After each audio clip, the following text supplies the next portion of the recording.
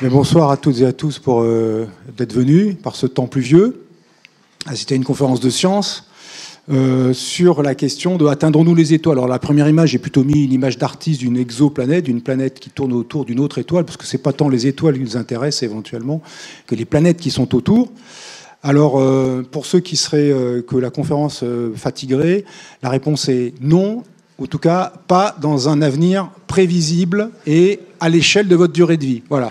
Donc maintenant, on va dire pourquoi. C'est sur ça qui est intéressant. C'est pas tant la réponse, c'est le pourquoi de la réponse. Donc évidemment, les réponses, elles peuvent varier. Évidemment, je dis non pour dire c'est quoi, c'est scientifique, la science évolue, gna gna gna gna gna. Évidemment, la science évolue. Mais enfin, en l'état de la situation actuelle, c'est non. Et il y a des arguments que je vais vous expliquer aujourd'hui pour dire que ça va pas être facile en tout cas, et même très très très difficile. Et pour ça, j'ai adopté un angle de physicien. Moi, je suis pas particulièrement fin connaisseur du milieu spatial. Enfin, j'en connais un peu quand même, n'exagérons rien, mais enfin, je suis pas dans le milieu spatial. Je suis dans un laboratoire d'astrophysique spatiale, et moi, je suis plutôt ce qu'on appelle un théoricien, disons, quelqu'un qui fait des calculs, disons, appelons ça comme ça, plutôt que quelqu'un qui fabrique des instruments ou qui utilise des instruments d'astrophysique, qui soient au sol ou en orbite. Et donc, ce qui m'intéresse dans l'affaire, moi, c'est l'angle du physicien. D'abord parce que c'est mon goût aussi pour des questions de, disons, de science-fiction, parce que la science-fiction a promu très tôt le voyage dans l'espace, et singulièrement dans le système solaire, mais aussi vers d'autres étoiles, vers d'autres planètes que celles de notre système solaire. Donc ça, c'est un point. Et puis après, ça soulève tout un tas de questions auxquelles la physique peut essayer de répondre. Et on va voir qu'en réalité, si la réponse est non, c'est pas parce qu'il nous manque une théorie physique, parce qu'il nous manque un truc à inventer. En fait, on a tous les outils en main, mais il y a un élément crucial qui va servir de guide et que je vous présenterai tout à l'heure, et qui est l'énergie. On va y revenir, et c'est vraiment un angle très physicien pour cette affaire. Alors avant de rentrer un peu dans ces détails, on va d'abord faire un tour. Alors cette diapositive est juste jolie, ne cherchez pas à lire ce qu'il y a en bas.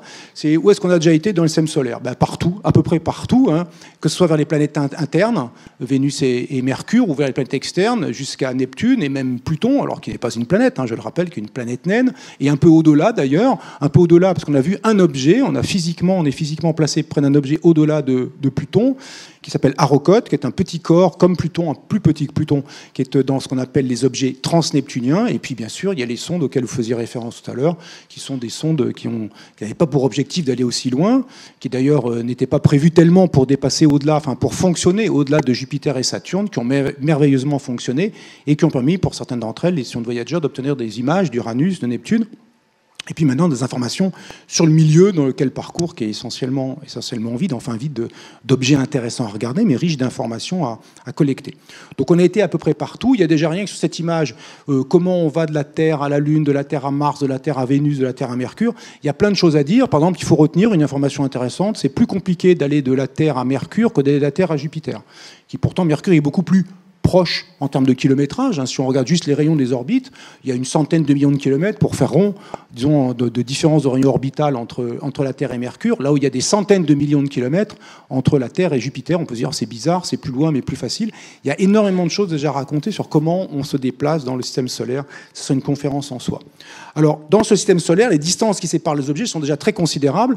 Là, c'est une image qui est à l'échelle pour les tailles relatives, mais pas pour les distances. Les planètes sont simplement bêtement posées les unes à côté des autres, mais les tailles relatives sont correctes. Autrement dit, le Soleil est un astre littéralement énorme si on le compare à la Terre. Son rayon est 109 fois supérieur à celui de la Terre. Jupiter et Saturne, on voit que ce sont des planètes assez imposantes, pour dire le moins, les deux plus grosses. Jupiter, en tout cas, la plus grosse planète du système solaire. Et puis, on peut imaginer faire un petit jeu d'échelle. Ça peut être marrant de faire ça pour des jeunes gens. Je vois une jeune fille ici, bravo. J'espère que je ne vais pas vous noyer les plus jeunes de la salle. Il y aura peut-être des choses qui vous dépasseront, mais j'espère qu'il y a des choses qui vous parleront. Mais ça peut être un petit jeu de calcul, de se dire, on va essayer de dire, imaginons que le Soleil, sa taille réelle, c'est 1 400 000 km, et puis je vais prendre une bille jaune, parce qu'après tout, le Soleil a l'air un peu jaune, il est plutôt blanc quand on le regarde dans l'espace, mais enfin, disons jaune, on prend une bille de 1 cm de diamètre, et ça, c'est le Soleil. Donc on fait une réduction, vous voyez, d'un facteur énorme, on parle de 1 400 000 km de diamètre, et ça devient une bille de 1 cm. Alors, qu'est-ce qui se passe pour les autres dimensions, à la fois les distances et puis les tailles? Alors la Terre, c'est un point d'imprimerie. La taille de la Terre, c'est un point d'imprimerie. C'est 1 centième de 1 cm, ça fait 0,1 mm. C'est littéralement un point d'imprimerie, la taille de la Terre par rapport à la bille. Et elle est située à 106 cm de la bille. D'accord? Donc 106 cm, voilà, ça fait 1 mètre. En gros, voilà, elle est là. La bille est là et la Terre est là-bas. Et puis, Neptune, maintenant, elle est à 32 mètres. Alors, déjà, la salle est grande, mais pas assez. Neptune, la 8e planète du système solaire, 32 mètres déjà. Bon, ça commence, du Soleil, de la bille centrale. Ça commence déjà à pas rigoler. Et après, on peut se dire, et maintenant, l'objectif suivant, celui qui va nous intéresser ce soir, c'est l'étoile suivante.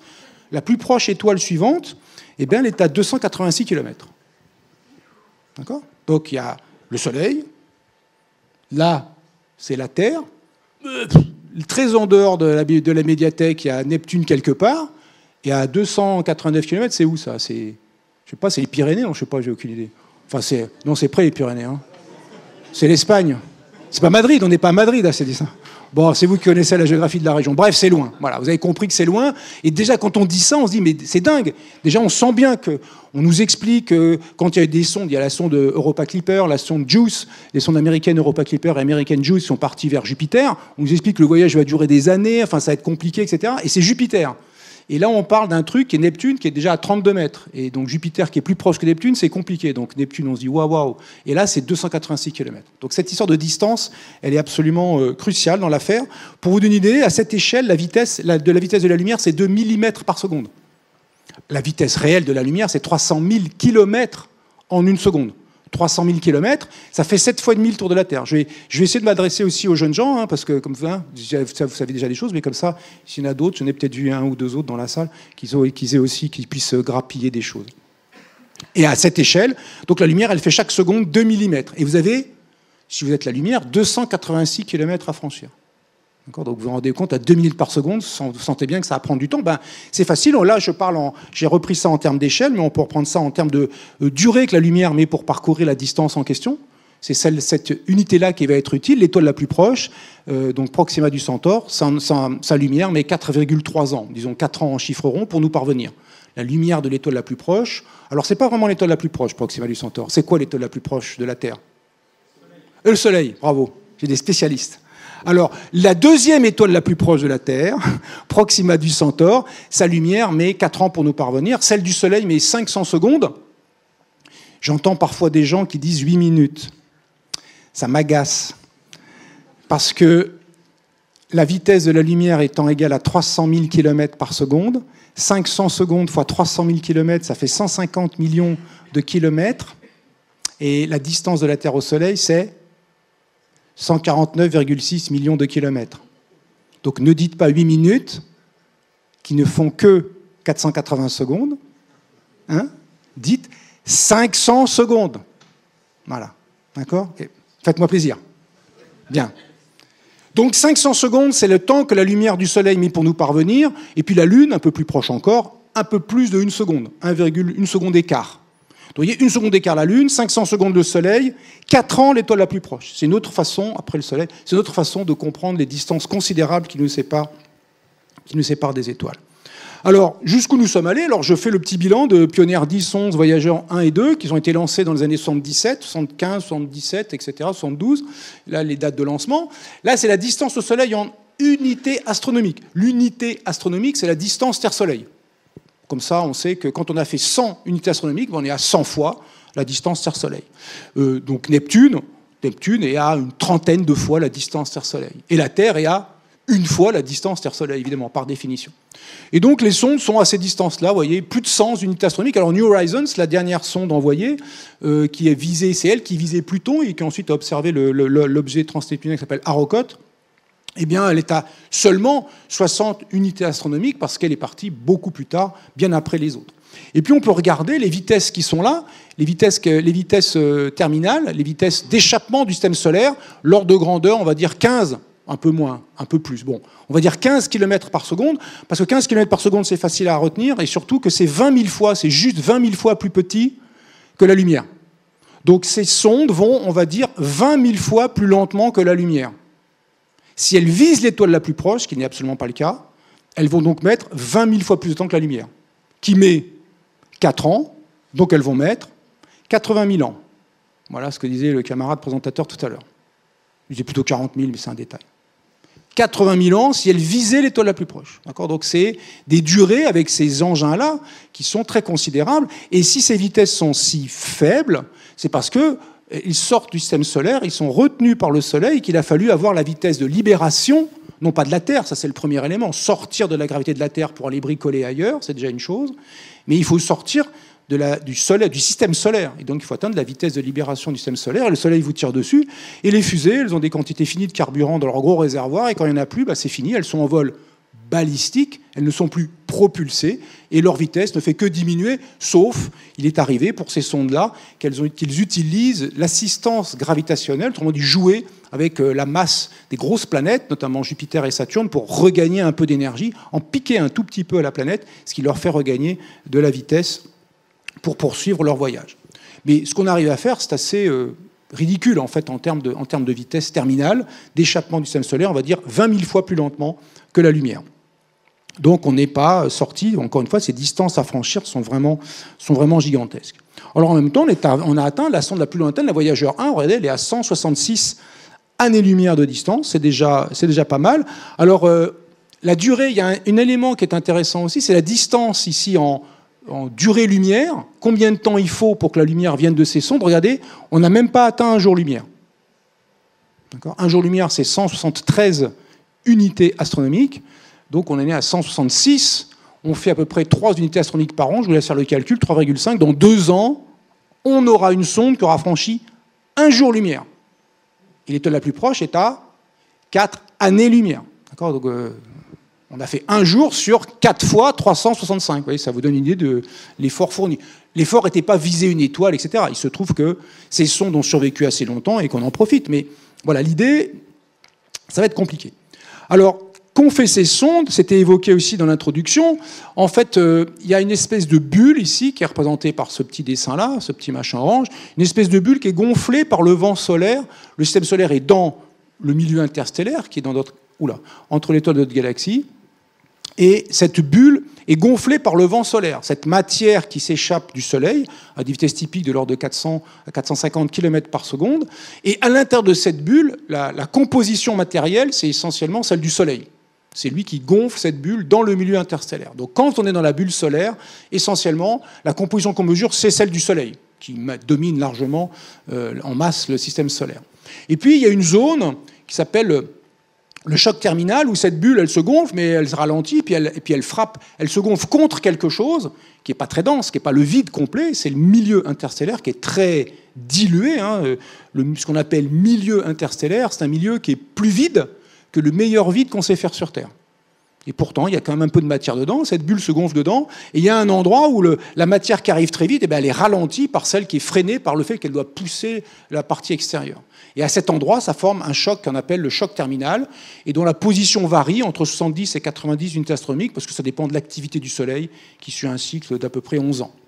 Et puis le système solaire, lui, se déplace tout l'ensemble du système solaire se déplace dans notre galaxie, et vue du système solaire, c'est comme s'il y a de la matière galactique, je veux dire, du milieu interstellaire qui pleut sur le système solaire, et ça fait l'équivalent, de l'autre côté, le beau choc, un choc en arc, de l'autre côté, un choc qui est l'équivalent du choc terminal.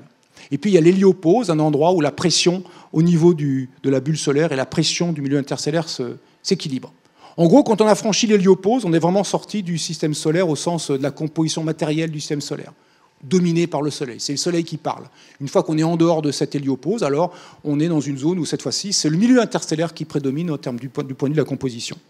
Et il se trouve que cette héliopause a une centaine d'unités astronomiques, en chiffre rond, elle évolue un petit peu en fonction de l'activité solaire, et les 2 sondes Voyageurs, toutes les sondes ont franchi, sauf New Horizons, ont franchi l'héliopause. Donc on a maintenant 4 engins, 2 non fonctionnels, 2 fonctionnels qui sont dans le milieu interstellaire. Donc de ce point de vue-là, on peut dire qu'on est sorti de l'environnement matériel solaire. Alors on pourrait regarder en termes de limites que j'appellerais, disons, gravitationnelles, d'influence gravitationnelle du Soleil. Il y a d'abord le Soleil au centre, et puis là, c'est l'orbite de Pluton. Et puis derrière et autour de ça, il y a une structure qu'on appelle ceinture de Kuiper, dans laquelle on peut appeler ça aussi les objets transneptuniens, l'équivalent, on pourrait dire, de la ceinture d'astéroïdes entre Mars et Jupiter, mais c'est aussi au-delà de Neptune, de petits corps froids, très lointains du Soleil, dont Pluton est le premier représentant découvert, et il y en a tout un tas d'autres qui sont aussi grands que Pluton qu'on a découvert par la suite. Maintenant on connaît, j'ai mis plus de 200, mais il y en a sans doute encore un peu plus maintenant d'objets TNO, c'est Trans-Neptunian Objects, les objets transneptuniens. Au-delà de Neptune, il y a tout un tas de petits corps. Et Arrokoth, qui a été observé par la sonde New Horizons, est un de ces objets. C'était un objet qu'on connaissait de sa position, mais qu'on n'avait jamais vu en réel. Et puis il y a l'hypothèse aussi qu'autour de ça, encore plus loin, donc les objets transneptuniens, c'est au-delà de Neptune, 30 unités astronomiques, jusqu'à 60, peut-être 80 ou 90 UA, unités astronomiques, et puis au-delà, quelque chose d'hypothétique, qui est on appelle ça le nuage de Oort, quelque chose sur une beaucoup plus grande taille, de tout petits corps glacés, qui pourrait être le réservoir de comètes non périodiques, des comètes qui ont des orbites paraboliques et qui sont éventuellement perturbées par une influence gravitationnelle d'une étoile voisine. Alors voisine, vous avez vu que les distances sont considérables, et que ce corps tombe vers le Soleil, forme une comète non périodique, et des comètes périodiques, comme la comète de Halley, qui revient tous les 76 ans, et des comètes non périodiques qui ont des trajectoires paraboliques, et la comète tombe vers le Soleil, elle repart, et puis c'est fini, après elle s'en va, et on ne la voit plus jamais, l'astre ne reviendra plus. Donc il y a cette zone-là, disons, jusqu'à peut-être 50 000 fois la distance Terre-Soleil, on est dans la limite d'influence gravitationnelle du Soleil. Au-delà de cette distance, des étoiles non loin, et vous avez vu, encore une fois, ce non loin commence à être des distances vraiment considérables, eh bien, les étoiles non loin peuvent perturber un peu cette région-là. Et donc il faudrait franchir, si on était capable de franchir, par exemple, je ne sais pas, 2000 unités astronomiques, là on commencerait non plus à franchir l'héliopause, la limite matérielle du système solaire.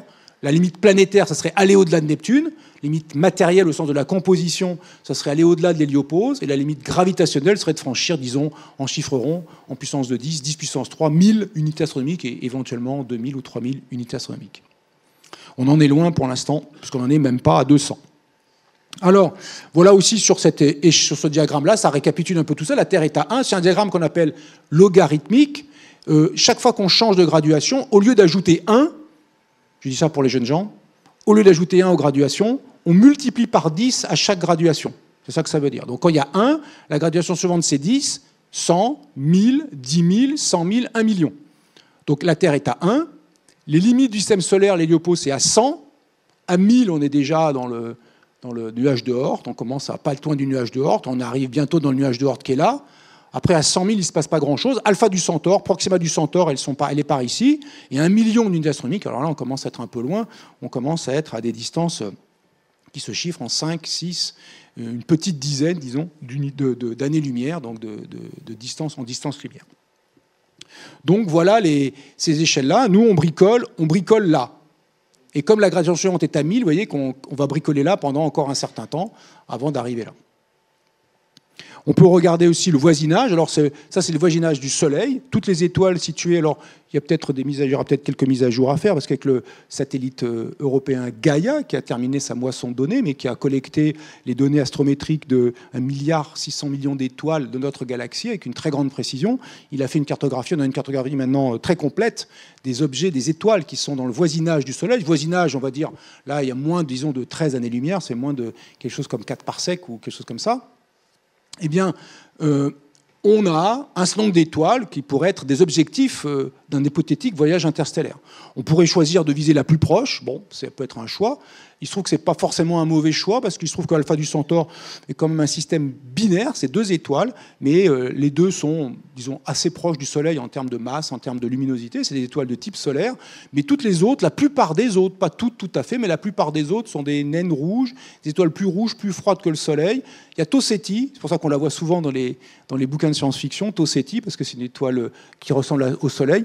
Il y a 2 étoiles aussi intéressantes, qui sont brillantes dans le ciel. Il y a Procyon et Sirius, là qu'on voit en ce moment, qui sont extrêmement brillantes, mais qui sont des étoiles plus géantes. Donc les planètes, il faut qu'elles soient plus éloignées, vu la luminosité de ces étoiles. Bon bref, c'est des détails. Le choix est un détail. De toute façon, déjà 4 années-lumière, on va le voir, l'étoile la plus proche, c'est déjà compliqué.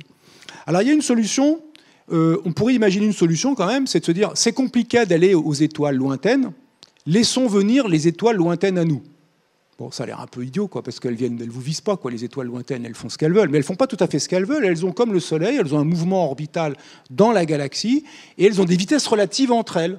Elles peuvent s'approcher ou s'éloigner les unes des autres en fonction de leur mouvement particulier. Elles ont un mouvement d'ensemble, disons, orbital dans la galaxie. Notre Soleil met à peu près 250 millions pour faire le tour de 250 millions d'années pour faire le tour sur son orbite de la galaxie. Mais il se pourrait que les étoiles s'approchent un peu ou s'éloignent un peu de nous. Alors c'est ce que représente ce diagramme.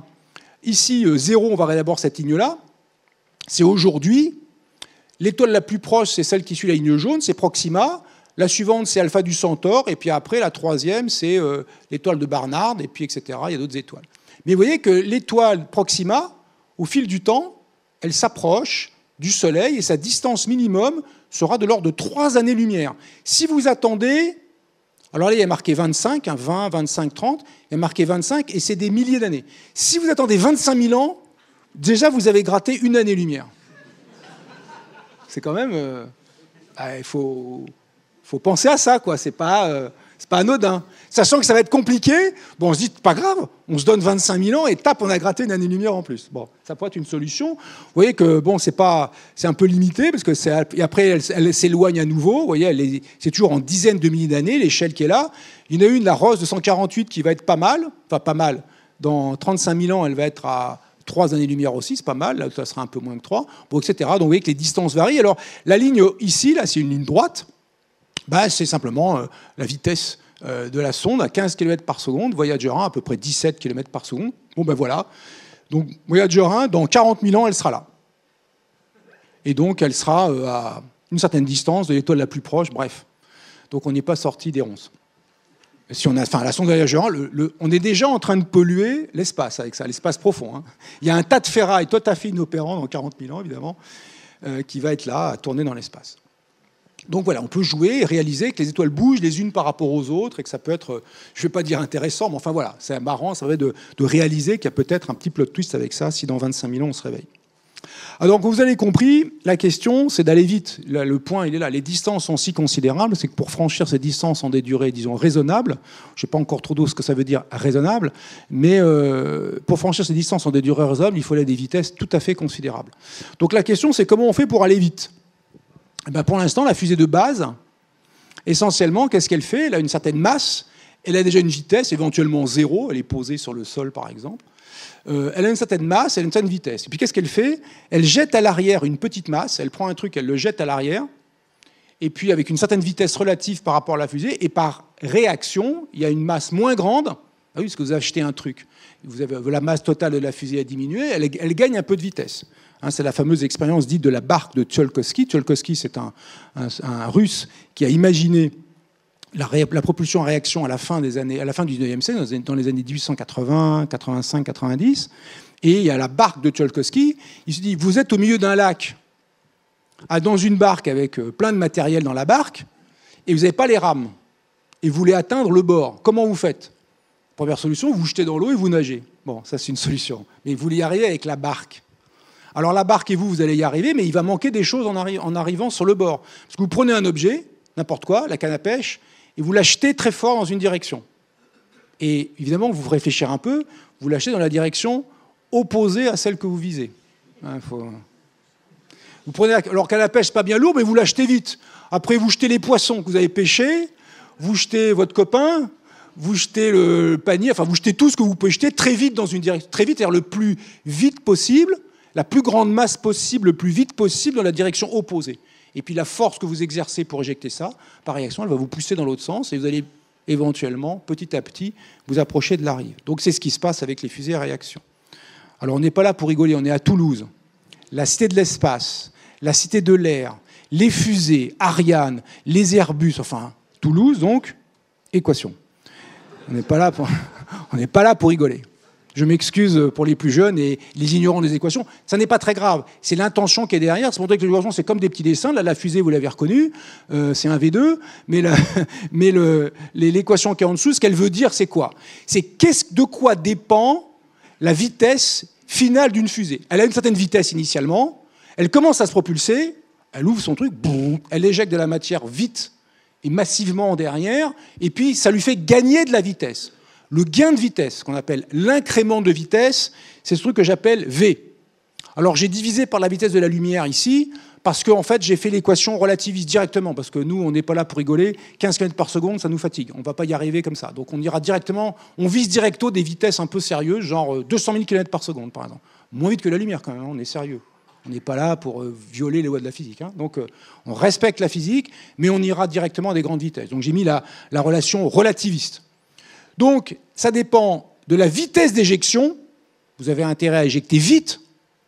Et ça dépend, je le dis brutalement, du logarithme du rapport de masse.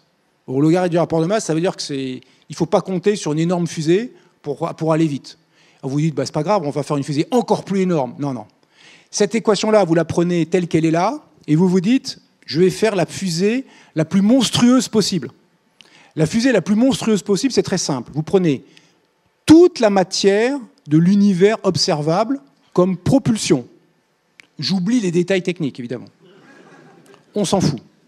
Là, c'est pour faire le calcul.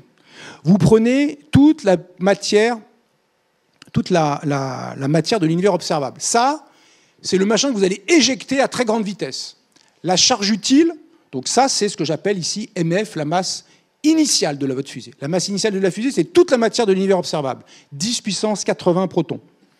La masse finale, votre charge utile, le truc qui va faire la science, c'est un proton, un atome d'hydrogène. Vous voyez, ce n'est pas très ambitieux comme mission scientifique, mais on a le plus grand rapport possible. En haut, ça vaut 10 puissance 80, et en bas, ça vaut 1. Vous ne pouvez pas faire plus grand comme rapport. Pour des logarithmes de ça fait un certain nombre. Vous multipliez par une vitesse qui est la vitesse d'éjection habituelle des fusées communes que nous utilisons. Typiquement 3 ou 4 km par seconde.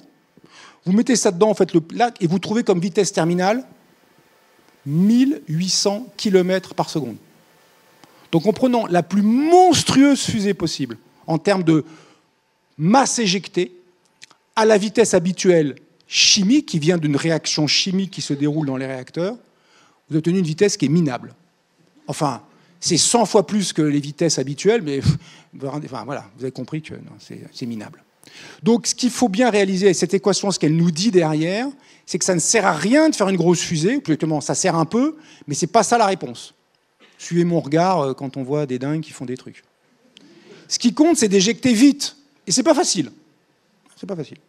C'est d'éjecter le plus vite possible la matière propulsive.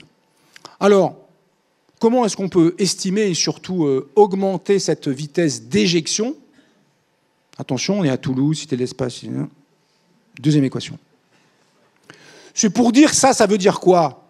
D'abord, c'est pour les jeunes gens, ils voient ce que c'est une équation. C'est visuellement, c'est ça. On ne comprend rien. D'ailleurs, ce n'est pas grave, c'est juste, c'est ça. Ensuite, qu'est-ce qu'elle veut dire? Elle veut dire que qu'est-ce que vous faites quand vous faites une transformation? Vous avez de la matière dans votre réacteur, dans votre moteur, dans votre réservoir, où que ce soit. Vous la transformez, et c'est transformé en deux choses, de la matière que vous allez éjecter et de l'énergie qui va servir à éjecter cette matière très vite. Et cette énergie, elle vient où? D'où? De la transformation de la matière. Ça peut être une transformation chimique, une transformation nucléaire. Et en fait, ce que vous constatez, c'est qu'il y a une fraction de la masse de cette matière qui est convertie en énergie. Il y a au moins une relation que probablement tout le monde a entendue au moins une fois dans sa vie, c'est E égale mc2. D'accord? L'énergie et matière, c'est pareil. Je dis rapide. Si vous êtes capable de transformer une partie de la masse en énergie, et c'est n'importe quelle réaction fait ça, je dis bien n'importe quelle réaction fait ça, transformer une partie de la masse en énergie, l'énergie dégagée peut servir à éjecter à grande vitesse la masse qui reste. Et c'est comme ça qu'on propulse, même quand c'est une transformation chimique, sauf que les transformations chimiques, la fraction de masse qui est extraite de la matière et transformée en énergie d'éjection est très petite, typiquement moins que 1 milliardième. C'est pour ça que le camarade Lavoisier a dit, et c'est une faute, mais ça, je dis c'est une faute au sens de la physique moderne, mais c'était parfait quand il a inventé la chimie analytique, rien ne se perd, rien ne se crée, tout se transforme. Il y a la même masse au départ dans les produits initiaux, ils réagissent ensemble et à la fin, il y a la même masse. Vous mélangez du dioxygène et du hydrogène dans les bonnes proportions, il y a une certaine masse et à la fin, vous avez la même masse d'eau. Voilà ce que nous dit Lavoisier. En réalité, il y a un tout petit peu moins, très peu de moins, moins qu'un milliardième moins qui a été transformé en énergie, qui a été dégagée dans la réaction dite synthèse de l'eau avec le dihydrogène et le dioxygène. Et donc ce milliardième très petit, c'est ça qui fait la vitesse d'éjection de la chimie, des réactions chimiques qui sont alors hydrogène, oxygène dans les fusées, dans certaines fusées. Il y en a maintenant qui sont méthane et oxygène. Il y a d'autres carburants, d'autres couples, carburant-comburant. Mais enfin, au final, c'est toujours de la chimie et toujours on extrait 1 milliardième de l'énergie de masse Et donc pour ça que Lavoisier n'a pas pu détecter avec ses balances milliardièmes cette fraction infinitésimale manquante, et qu'il a dit tout se conserve, la masse se conserve, ce qui n'est pas vrai strictement parlant.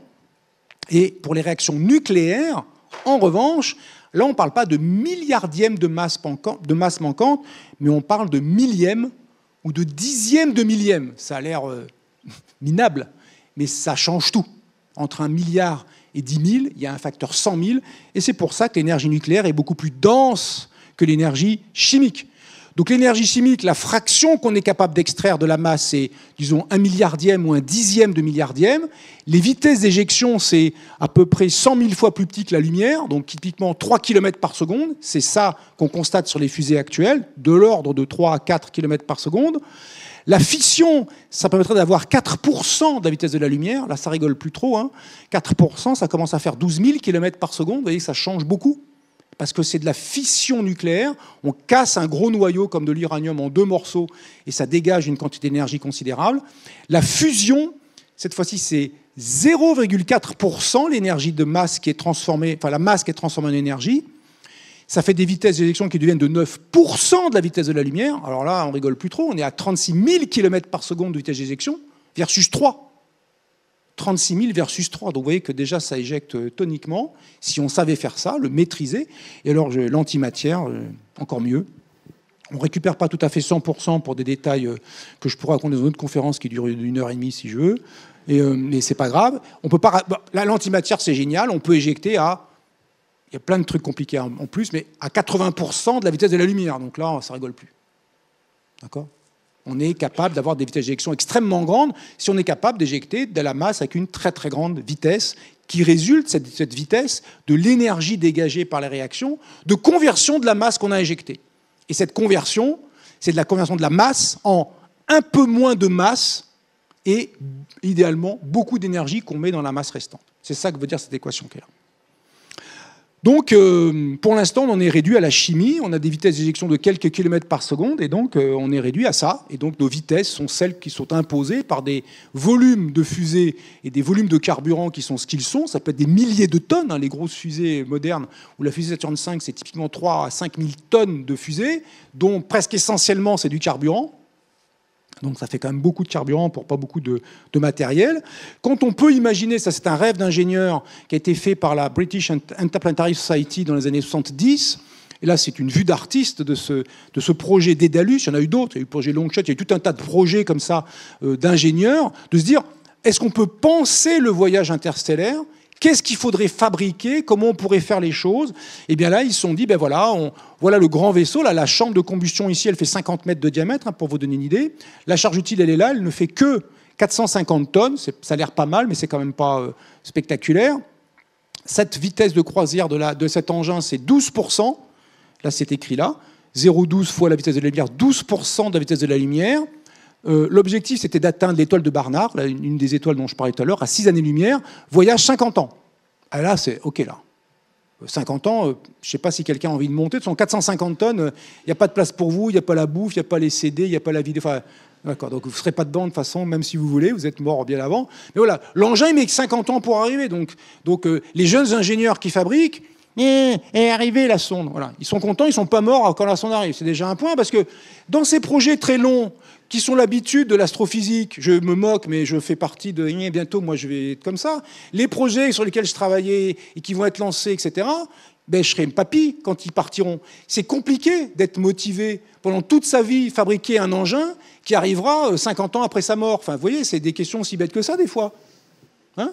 Et pour l'instant, dans les projets spatiaux, dans les très gros projets spatiaux, les plus toniques, les plus fringants des astrophysiciens spatiaux, ben ils font un projet, ils arrivent en thèse, ils sont grouillots sur le premier projet.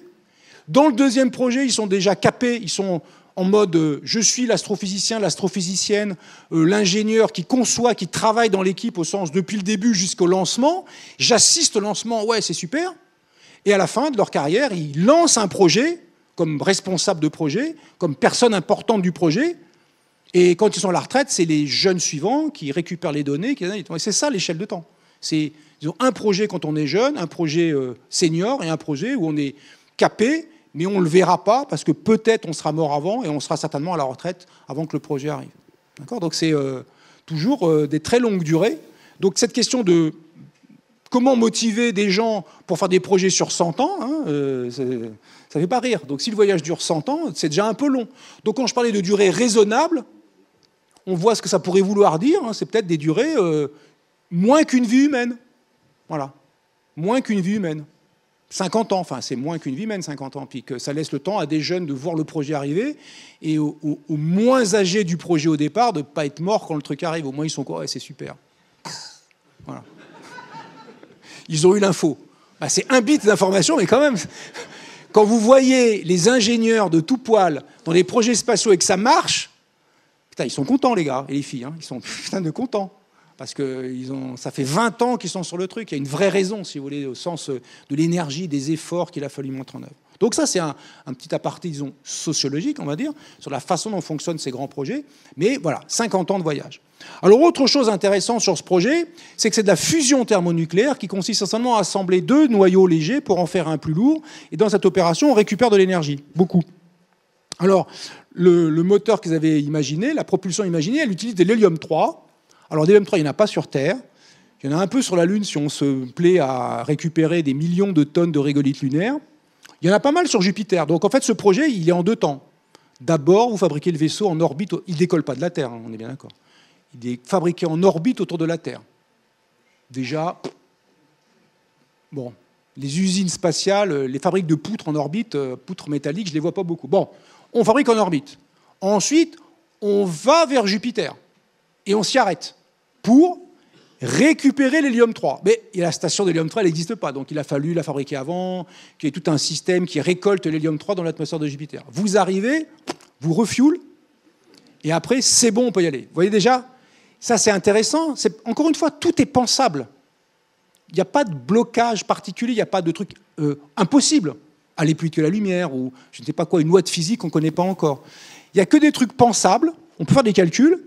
Mais quand on mesure l'énormité du projet, ben, on se dit, ça ne va pas être facile. Et puis, une autre façon de le voir, c'est la puissance développée par ce machin-là.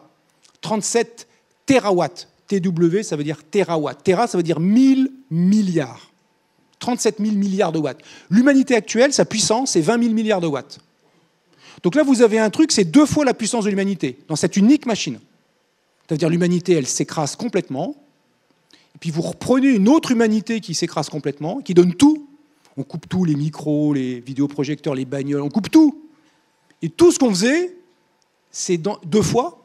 2 fois, alors qu'on a une fois, il ne vous a pas échappé, qu'on a une fois la puissance de l'humanité. Et bien vous le mettez dans un vaisseau comme ça. Donc déjà, on sent, en termes de puissance, on n'est pas encore à la hauteur peut-être de faire ce genre de projet. L'énergie, je vais y revenir, eh bien, elle est aussi très, très considérable. Bon, voilà, ce sont des choses qui sont calculables. Il y a le rapport, pour ceux qui s'intéressent, le rapport du projet Dédalus et d'autres projets, le projet Longshot, le projet, je ne sais pas comment il s'appelle, il y en avait un autre, tout un tas de projets avec le dossier d'ingénieur, des calculs. Enfin, cela, il faut être un peu de la partie pour comprendre un peu ce qui se passe dedans. Ça existe, c'est pensable, c'est bien calculé, c'est bien fait, mais il y a tellement d'étapes compliquées, de prérequis. Il faut avoir de l'industrie dans l'espace, il faut avoir une énorme quantité d'énergie, une énorme puissance pour être capable de faire ça. Voilà, on sent bien que ça ne va pas être facile. Alors remarquez aussi sur ce dessin qui est là, qui représente en vue d'artiste le diagramme. Là, il y a le premier étage, ça c'est les réservoirs du premier étage. Et après, il y a d'autres réservoirs ici du deuxième étage. Et à la fin, il y a la sonde, enfin la charge utile. Et puis devant là, c'est un bouclier parce que cet engin va se déplacer assez vite dans le milieu interstellaire. Il va d'abord sortir du système solaire. Il va, donc, dans son référentiel, il va pleuvoir sur lui de la matière qui tombe sur lui à la vitesse à laquelle il se déplace. Et cette matière, ça peut être des petites poussières interplanétaires. Ça peut être aussi des particules du milieu interstellaire. Cette particule et ces poussières arrivent à grande vitesse et elles peuvent faire de l'abrasion, ou même c'est des particules de haute énergie, donc de grande vitesse relative, et qui peuvent abîmer l'électronique de bord. Enfin, si c'est des humains, c'est encore pire. Mais il n'y en a pas dedans, là, ça sera tranquille. Et donc, voilà, il faut protéger par ce bouclier-là qui va sécuriser du point de vue des collisions et de l'abrasion, au sens des flux de matière qui tombent sur la charge utile, qui va sécuriser la charge utile. Alors voilà un autre vaisseau qui est pas mal. Vous connaissez sûrement, c'est le vaisseau du film Avatar. Il est vachement bien, ce vaisseau. Il est vraiment la classe. Il est la classe parce que, d'abord, quand on le regarde, on comprend des trucs. C'est ça qui est bien, ce vaisseau, on le regarde et on comprend à quoi servent les choses. C'est pas comme Star Wars où on le regarde et il est juste beau. Voilà.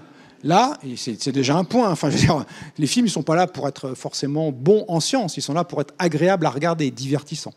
Là, celui-ci, c'est un beau vaisseau, au sens aussi de l'esthétique. Bon, c'est comme, ça ressemble beaucoup à un tas de ferraille, mais c'est un tas de ferraille intelligemment pensé. On a l'impression quand même que la matière, elle sort comme ça. Vous voyez que ces deux trucs-là, c'est les deux réacteurs. La matière, elle sort par là. Et donc, le vaisseau, quand il est propulsé, il accélère dans ce sens-là. D'accord ? Ça donne tout à fait cette impression-là. Alors ensuite, il y a un machin ici qui est tout rouge, c'est un radiateur. Peut-être vous avez ça chez vous. Des trucs, on tire sur la ficelle, ça devient rouge, il y a chaud sous la salle de bain quand on se les gèle en ce moment. D'accord ? C'est ça. Sauf que là, il n'y a pas de ficelle. Et ce n'est pas pour vous chauffer à partir d'un courant électrique qui passe dans la résistance. C'est pour évacuer la chaleur qui est non nécessaire, qui n'est pas utilisée dans la propulsion. Comme les 2 chevaux, il faut refroidir les moteurs de 2 chevaux. Les moteurs de 2 chevaux, c'est refroidissement à air. Les bagnoles modernes, c'est refroidissement à eau. Sans air, sans eau, sans rien, dans l'espace, dans le vide, essentiellement le vide de l'espace, la seule façon de refroidir, c'est par le rayonnement. Donc toute la chaleur, il faut qu'elle chauffe un bloc qui va rayonner la lumière résultant de l'échauffement dû à la chaleur qu'il faut évacuer. C'est pour ça qu'il est rougeoyant et qu'il doit être à quelques centaines de degrés, peut-être 8 ou 900, peut-être 1000 degrés Celsius. Bon, je ne rentre pas dans les détails, mais ce bloc est beaucoup trop petit. Mais beaucoup trop petit. Pour les grosses boules qui sont là, on se dit ça va être les réservoirs. Hein. La question, c'est qu'est-ce que ça contient ? Hein, c'est une bonne question. Alors ensuite, il y a plein d'autres choses qu'on peut décrire. Si je commence, on est foutu. Et donc, dans le film, on nous dit le voyage a duré 5 ans, 9 mois et 22 jours. C'est dit dans le film. Hein.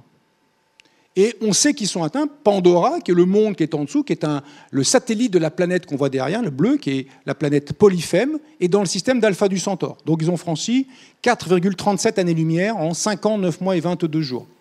Si on fait froidement la division, 4 années-lumière pour arrondir, 6 ans, 4 divisé par 6, ça fait 2 tiers. La vitesse est 2 tiers de la vitesse de la lumière. Là, c'est va-va-voum. Hein. On est d'accord, c'est pas... c'est va-va-voum. Donc il faut être ça, il faut faire ça. Évidemment, quand je fais ces divisions-là, vous allez voir, il y a des petits plot twists. Hein. Tout ça est compliqué, la durée, bon bref. Il y a des effets. Mais c'est pas grave. Pour l'instant, faisons froidement la division sans trop réfléchir. Alors du coup, quel est le mode de propulsion du Venture Star ? Pour vous montrer qu'on peut faire des analyses sophistiquées, je ne vous rentre pas dans les grands détails, mais des analyses sophistiquées. Diagramme. Dans ce diagramme, qu'est-ce qui est représenté ? Horizontalement, le rapport de masse. Vous vous rappelez, dans l'équation de Tsiolkovsky que nous avons vu tout à l'heure, ça dépendait du rapport de masse. Quelle est la masse initiale ? La masse initiale, c'est tout. Et la masse finale, c'est la charge utile. C'est-à-dire tout moins le carburant, moins la matière qui a été éjectée à grande vitesse. Donc, selon la masse initiale, elle peut valoir 5, 10. Alors, vous voyez que chaque fois qu'on change une graduation, 100, 1000, on multiplie par 10 à chaque fois, 5, 50, 500. On est bien dans un diagramme logarithmique comme tout à l'heure. Et puis verticalement, c'est la vitesse terminale en fonction de différents modes de propulsion. Si on utilise la fission, j'ai même pas mis la chimie là-dessus, la chimie, on s'en fout. Déjà, fission et fusion, vous allez voir. Fission, fusion, antimatière. Et j'ai rappelé, disons, l'efficacité de transformation. La chimie, c'était 1/10 de milliardième. Là, c'est 0,08%, 0,4%, 40%. Et verticalement, la vitesse, en unité de la vitesse de la lumière, 20% de la vitesse de la lumière, 40%, 60%, 80%, et presque, on n'atteindra pas exactement, mais on sera un petit peu en dessous de la vitesse de la lumière. Et puis les courbes que ça donne. Et le Venture Star, sa vitesse moyenne, froidement calculée tout à l'heure, il y aurait des choses à dire, 2 tiers de la vitesse de la lumière. Venture Star, il est là. Alors, maintenant, comment est-ce qu'on peut lire le diagramme ? Si vous utilisez la fusion pour propulser le Venture Star, il faut trouver l'endroit où la vitesse atteinte, la vitesse que vous voulez, croise la courbe de la fusion. Et ça vous donne le rapport de masse. Donc, si c'est le rapport de masse, on multiplie par 10, ça va être quelque chose comme 10 000. Donc, ça veut dire que si vous prenez la fusion, il faut que pour chaque kilogramme de matière utile, il y ait 10 000 kilogrammes de matière qui fusionne. Donc, votre fusée, elle fait 10 001 kilogrammes, dont 1 kg de charge utile et 10 000 kg de matière à injecter. Alors dans le 1 kg, ça comprend tout. L'électronique de bord, votre système de survie, le machin pour tourner le carburant. Enfin, vous voyez, donc on sent bien que ça va pas être facile. Alors je ne parle même pas de la fission, parce que là, on est, je ne sais pas où, là, enfin, on est là-bas, de l'autre côté de la rue. Là. Alors le seul truc qui marche, regardez, boum, c'est l'antimatière. Boum. Et là, on obtient le nombre, quand on retombe, on obtient 2,7. Donc on va dire 3 en chiffre rond. Donc le Venture Star, la façon qu'il a de fonctionner quand on le voit, c'est forcément matière-antimatière. Et il a 3 kg en chiffre rond, 1 kg de charge utile, 1 kg de matière, 1 kg d'antimatière. D'accord ? Et ça peut marcher. Après l'antimatière, évidemment. Alors on en produit, pas à visée industrielle évidemment, ou à visée commerciale, on en produit dans les réactions qui se produisent au sein des grands accélérateurs, dont l'accélérateur du CERN, l'accélérateur européen du Centre de recherche de nucléaire européen sur la frontière franco-suisse, là du côté de Genève. Alors au CERN, ils produisent environ 1 nanogramme d'antimatière par an. Le nanogramme, c'est le milliardième de gramme. Donc voilà. Donc l'antimatière, ça peut marcher, mais pour en avoir 1 kilo, il faut attendre longtemps. Et je ne vous dis pas comment on stocke l'antimatière, évidemment. Pas dans une boîte de matière, genre un réservoir. Il faut réfléchir un tout petit peu. Je passe sur les détails, mais ça veut dire qu'on a compris comment doit fonctionner le Venture Star. Enfin, il ne peut tirer son énergie que d'une transformation matière-antimatière, mais en réalité, ça ne dit rien sur qu'est-ce qui se passe dedans. Enfin, si, on peut réfléchir à comment ça pourrait fonctionner dedans, mais le vaisseau que vous voyez là, le Venture Star que vous voyez là, on peut estimer, je vous fais grâce du détail, mais sa longueur, c'est un peu moins que 2 km. On peut l'estimer avec, pas cette image, mais une séquence. Parce que, bon, allez, je vous le dis quand même un peu, ce truc-là, ça tourne. Et comme il tourne, il fait une force centrifuge à l'extérieur dont on peut estimer qu'elle sera égale à l'accélération de la Terre, par exemple, l'accélération de la pesanteur de la Terre. Et que donc, comme il tourne, alors moi je chronomètre en combien de temps il fait un tour, évidemment. Je regarde le film et j'arrête tout. Je sors mon chronomètre et je regarde combien de temps il met pour faire un tour. Alors ces cons-là, ils font pas un tour, il faut attendre, ça fait un quart de tour, il faut réfléchir un peu, enfin bref. Mais à la fin, on se fait une idée. Et puis on trouve que cette longueur-là, ça doit faire entre 150 et 200 mètres, là. Et donc le vaisseau, il fait 2 km, moins de 2 km. Et il est beaucoup trop petit. Il n'est absolument pas dimensionné pour un authentique vaisseau antimatière dont les meilleures estimations, un jour je reviendrai quand vous voulez pour faire une conférence sur l'antimatière dans la science-fiction et puis dans ses vertus propulsives.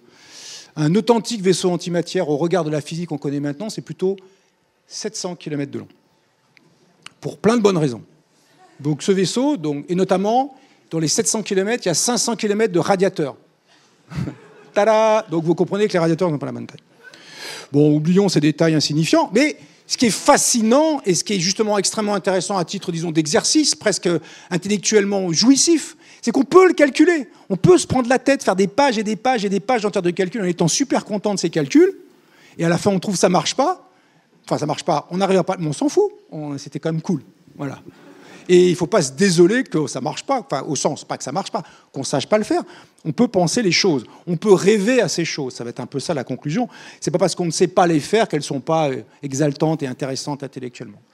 Alors, quelques effets du voyage rapide, parce que là maintenant on est en mode, c'est bon, on sait le faire. Va-va-voum dans le milieu interstellaire, on est à 50% de la vitesse de la lumière, 80% de la vitesse de la lumière. On ne la dépasse pas, attention, on respecte la physique. Alors, il y a des effets. Alors, par exemple, dans Star Wars, voilà ce qu'on voit. Vas-y, propulsion. Faux. Bon, évidemment, c'était pas compliqué à dire dans Star Wars. C'est pas une critique, c'est une jolie image, mais ça marche pas. Alors, il y a 3 effets qui sont intéressants, qui dépendent de ce qu'on appelle la relativité. L'idée qu'Einstein, ces 2 théories de la relativité, notamment la première, la relativité restreinte, qui montre les relations entre l'espace et le temps dans une structure unique qui s'appelle espace-temps, et qui montre que les durées mesurées dépendent de l'observateur. Autrement dit, si moi je suis sur Terre et le Venture Star part vers Pandora, 5 ans, 9 mois et 22 jours, c'est la durée, on comprend, ça s'adresse aux passagers, c'est la durée mesurée dans le vaisseau. Mais moi sur Terre, si je chronomètre la durée du voyage, elle sera plus longue que 5 ans, 9 mois et 22 jours. Les durées ne sont pas les mêmes selon qui les mesure. Premier effet. Donc quand je dis on divise 4 années-lumière par 6 ans, enfin par 59 mois 22 jours, il faut réfléchir un peu. Mais essentiellement, c'était une approximation, disons, pas trop horrible dans cette situation-là. Deuxième chose qu'on appelle l'effet Doppler. L'effet Doppler, vous connaissez sûrement, je suis sûr que la jeune fille connaît l'effet Doppler, pas le nom, mais tu as déjà entendu quand il y a un engin qui vient, un machin qui fait du bruit, qui s'approche, ça fait quoi? Une moto, par exemple. Waouh. Ça passe de l'aigu quand ça s'approche et au grave quand ça s'éloigne. Si tu l'as jamais remarqué, la prochaine fois tu fais ça. Tu te mets au bord de la route et t'attends qu'un gars passe en faisant un excès de vitesse. Parce que dans Toulouse, ça veut dire un excès de vitesse qui est limité à 30, probablement. Bon. Eh bien, ça fait waouh. Le bruit, il est aigu quand ça s'approche et grave quand il s'éloigne. Pourtant, c'est le même bruit. C'est le bruit du moteur, mettons de la moto ou de l'engin qui se déplace. Pour la lumière, c'est la même chose, sauf que c'est pas waouh, c'est bleu-rouge. Bleu, quand ça s'approche, c'est plus bleu que ça n'a l'air en réalité. Si l'objet était fixe devant vous, vous le verriez d'une certaine façon. Par exemple, tout blanc, la lumière blanche, comme les ampoules qui nous éclairent. Enfin, elles ne sont pas toutes blanches. Enfin, une ampoule blanche qui éclaire blanc. Et puis, quand elle s'approcherait très vite de vous, cette ampoule, vous la verriez un peu plus bleue. Ce serait bizarre, elle ne serait pas blanche. Et quand elle s'éloigne de vous, vous la verriez un peu plus rouge. Voilà un autre effet qu'on percevrait dans un vaisseau très rapide. Et troisième effet, qu'on appelle aberration des angles, c'est l'idée qu'une source de lumière, par exemple cette source-là, je peux la désigner, elle est dans cette direction. Ok, elle est là, elle est par là. Bien. Si maintenant je me déplace très vite, dans n'importe quelle direction, par rapport à la même source, et que je désigne sa direction, ça ne sera pas la même que celle que je désignerais si j'étais fixe par rapport à la source.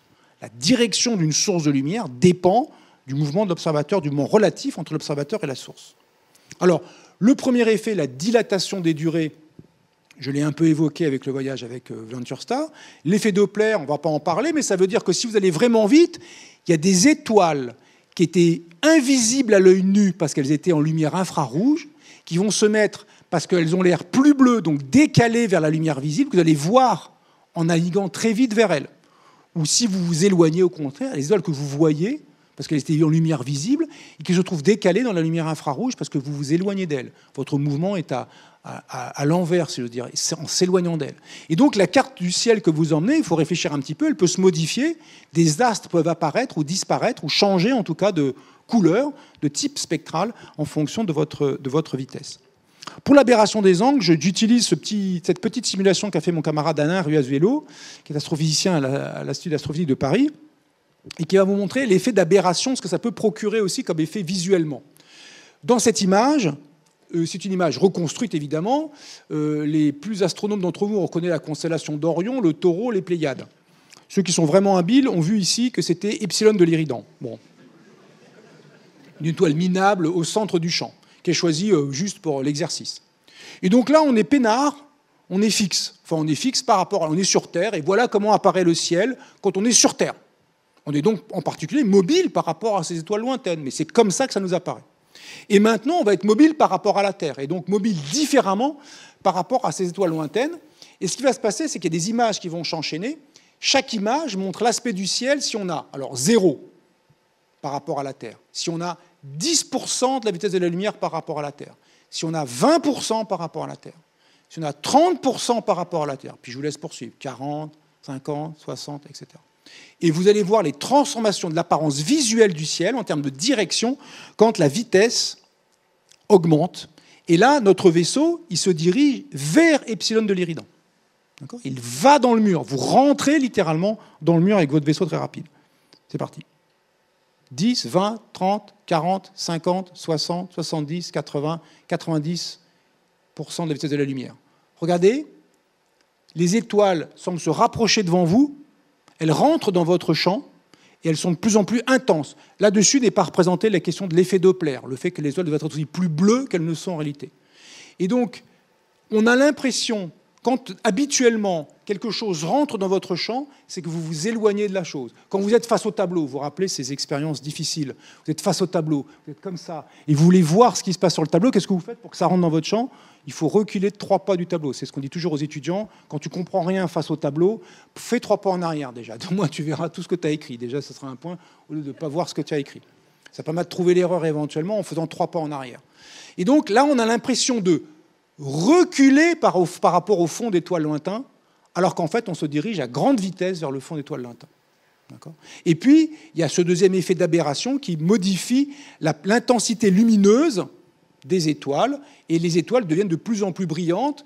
Ça, c'est un effet aussi de l'aberration des angles. Si vous avez devant vous une source de lumière qui est fixe par rapport à vous et qui émet sa lumière de la même façon dans toutes les directions, on dit que le rayonnement est isotrope. Ça part de la même façon dans toutes les directions.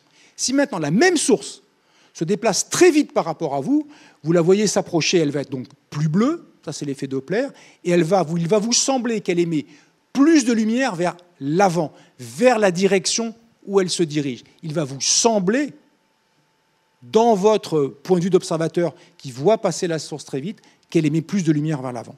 Et donc, comme on se dirige vers ces étoiles, c'est comme si elles se dirigeaient vers nous, la position inverse, comme si elles venaient vers nous, et on va les voir plus intenses. À l'inverse, les étoiles derrière vous, vous les verrez très très peu, très très rouges, et sortir de votre champ. Donc, à l'arrière, il n'y a rien à voir. Les postes de... Comme dans les... Alors, à Toulouse, ça va être pareil, il y a des métros automatiques. Il y a des métros automatiques à Toulouse. Ben voilà. Et tous les gamins veulent monter dans la première rame du métro automatique, où on voit les rails devant. Le truc intéressant. C'est vrai aussi derrière, ce sera pareil, sauf qu'on s'éloigne des rails. Ben dans les vaisseaux interstellaires, à l'arrière, il n'y a rien à voir. Et les étoiles sont faibles, rouges et peu nombreuses. À l'avant, c'est super brillant, bleu, enfin décalé vers le bleu et tout compacté vers l'avant. Donc la carte du ciel que vous prenez, vous voyez, il faut qu'elle tienne compte de ça. En même temps, les ordinateurs, l'IA, tout ça. Alors le voyage vers Alpha du Centaure, on peut essayer de calculer quelque chose. Pour ces questions de durée, on peut imaginer que le plan de vol du vaisseau, ça va être quoi? Ben, il va accélérer pendant un certain temps. Après, il aura une vitesse constante, vitesse de croisière. Après, il décélère et il arrive sur Pandora. Donc la vitesse augmente, elle est constante, elle diminue. Ben, évidemment, il faut arriver à vitesse nulle, hein, sinon on passe à fond, on n'est pas arrivé. Faut toujours oublier, faut jamais oublier ça. Hein. Dans le spatial, ce qu'on appelle un rendez-vous orbital, c'est pas juste au même endroit, en même temps. Vous, un rendez-vous, c'est au même endroit en même temps. On est d'accord? Mais vous oubliez toujours un paramètre extrêmement important. C'est à la même vitesse. Il faut que la vitesse relative entre vous et vos invités soit 0. Sinon, ils sont au même endroit au bon moment. Mettons, à 18h, à la médiathèque, je sais qu'à Nice, mais si vous passez à 200, vous êtes là à 18h à la médiathèque, mais si vous passez à 200 à l'heure, évidemment, vous n'êtes plus là après, quoi. Ben, dans l'espace, il faut tenir compte de ça. Là, les gens du spatial, ils savent que c'est au même endroit, en même temps, avec la même vitesse. Ou une vitesse relative nulle. Sinon, il n'y a pas de rendez-vous. On oublie souvent ça sur Terre. Donc là, il faut qu'ils s'arrêtent. On prend ces deux paramètres-là. Il y a deux durées importantes. Combien de temps j'accélère? Combien de temps je suis en vitesse de croisière?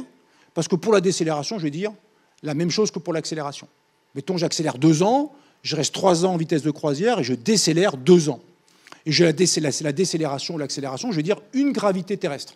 Je vais accélérer pour comme ça, dans le vaisseau, le truc qui tourne, c'est seulement quand le vaisseau est en orbite.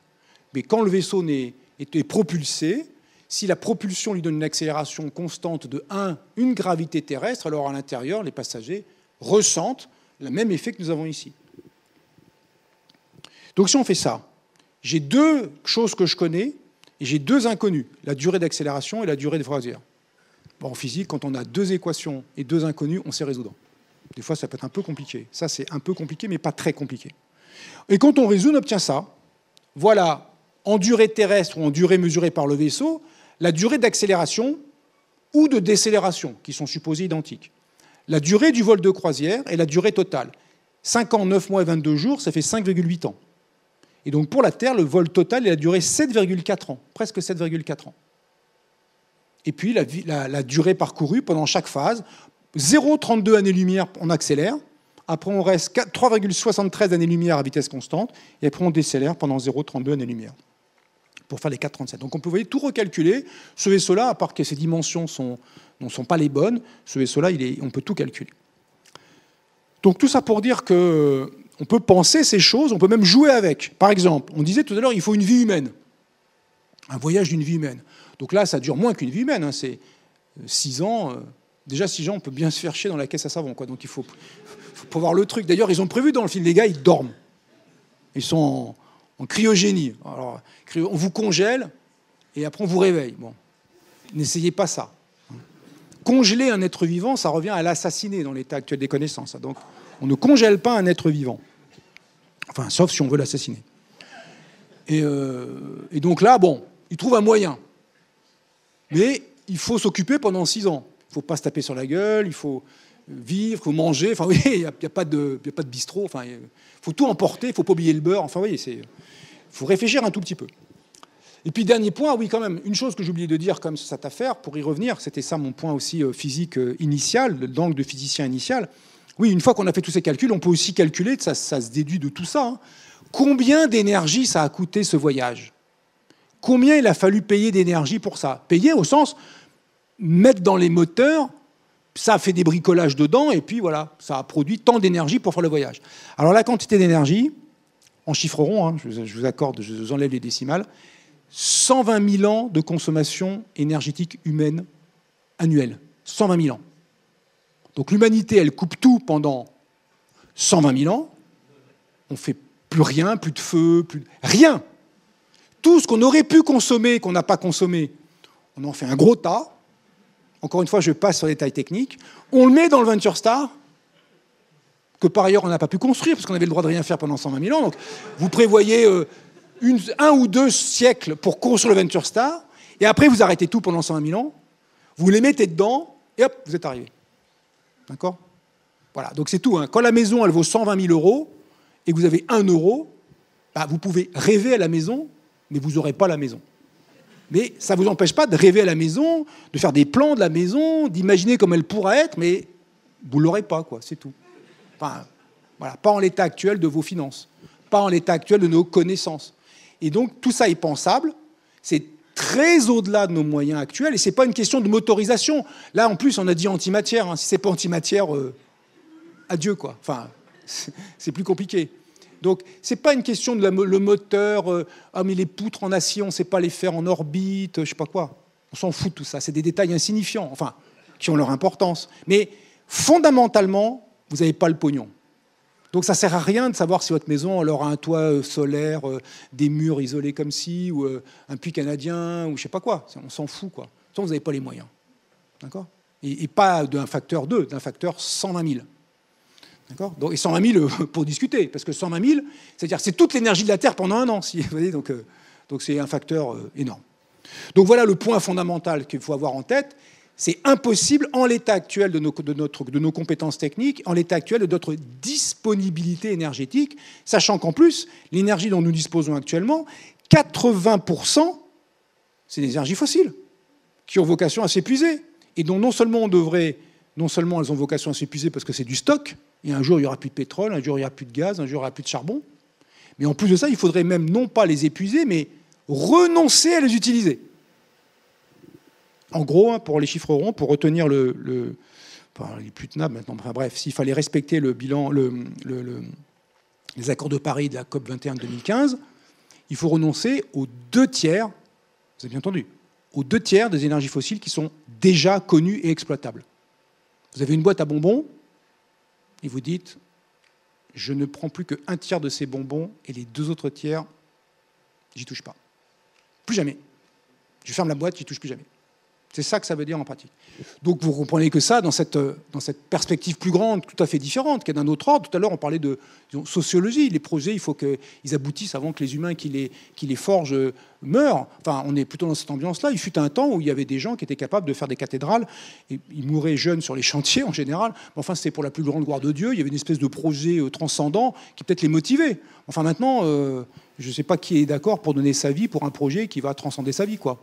Enfin, il y en aurait, ça serait très généreux. Il y en a qui font ça quand même, qui essaient de penser à long terme, mais c'est pas si courant. Et donc, si on veut motiver les gens, voilà, cet aspect anthropologique presque est important. Et bien là, on a un aspect énergétique qui est tout aussi important et qui fait qu'on n'est pas près d'arriver, quoi. Et vous voyez, c'est pas une question de détails techniques, quel sera le moteur, etc. On peut jouer avec, mais c'est pas ça le point fondamental. J'ai fait 1 heure là, donc je pense que c'est un bon moment pour arrêter, comme ça évitera de se faire expulser par la sécurité. Et puis Patricia va pas arriver. Je vais pas obliger Patricia à me gronder, parce qu'elle sait dire j'ai pas envie de gronder Monsieur Luc, mais quand même il nous casse un peu là. Donc voilà, 1 heure 1 heure 2 minutes. Donc je vais arrêter là. Je vous remercie beaucoup pour votre attention.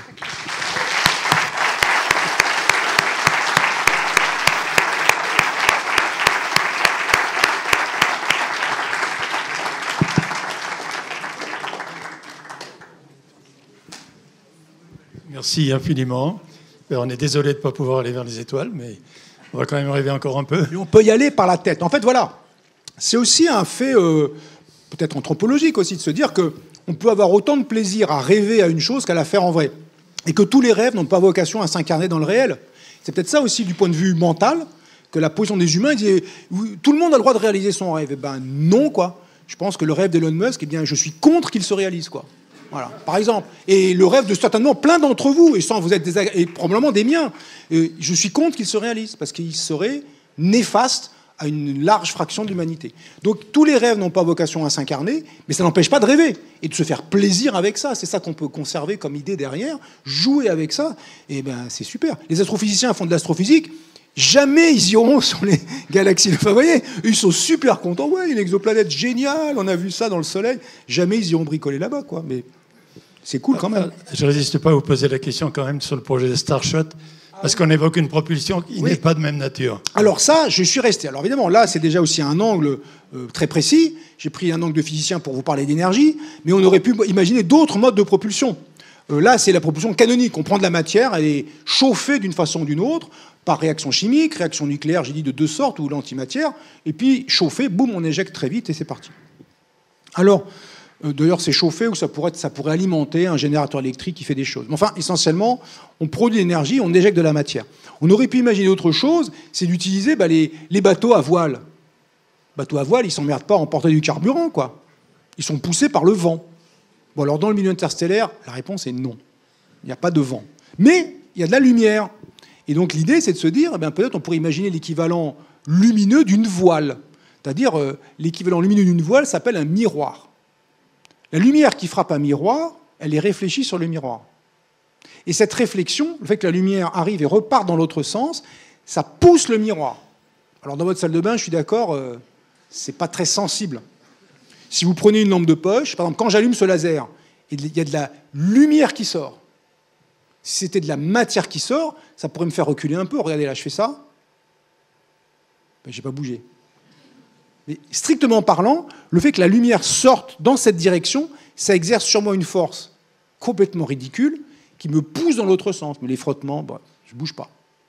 Mais la lumière exerce une pression très faible, mais qui pourrait pousser un miroir, par exemple. Alors un miroir serait une grande voile, un grand papier d'aluminium, disons, dans l'espace. On pourrait imaginer, d'ailleurs ça a été fait dans le réel, il y a quelques tests expérimentaux qui ont été faits, ça fonctionne bien, mais la pression de la lumière solaire sur des voiles solaires donc, qui seraient en orbite autour de la Terre, est l'équivalent au poids de 1 kg réparti sur 1 km². Donc vous prenez 1 km² de voile et vous poussez avec le poids d'1 kg. C'est pas beaucoup. Non, je ne dis même pas 1 kg, le poids de 100 grammes, 1 newton par km². Le poids de 100 grammes. Donc c'est tout petit. C'est une toute petite poussée. Donc il ne faut pas être pressé. Mais c'est une poussée qui est tout le temps là. C'est l'avantage. Et vous n'avez pas emporté le carburant. Là, les questions de masse initiale et masse finale, ça n'existe pas. Puisque vous n'emportez pas votre carburant. Comme les voiliers n'emportent pas leur carburant. Bon, aussi pour bricoler dans les ports, mais ils n'emportent pas leur carburant. Donc là, c'est a priori un avantage majeur, mais la poussée est très faible. Alors vous dire, qu'à Saint-Étienne, si le soleil est minable, on va faire un laser. On va prendre un truc comme ça, on va viser la voile et on va l'éclairer. Alors pas un laser comme ça, plus puissant, avec un gros machin. Et on essaie d'éclairer la voile par un gros laser qui serait au sol. La voile sera en orbite, on éclaire la voile et ça va la pousser. Dans le principe, ça marche, et dans le principe, ça se calcule très bien. Alors, il y a l'atmosphère de la Terre qui est emmerdante, enfin, il y a tout un tas de détails techniques.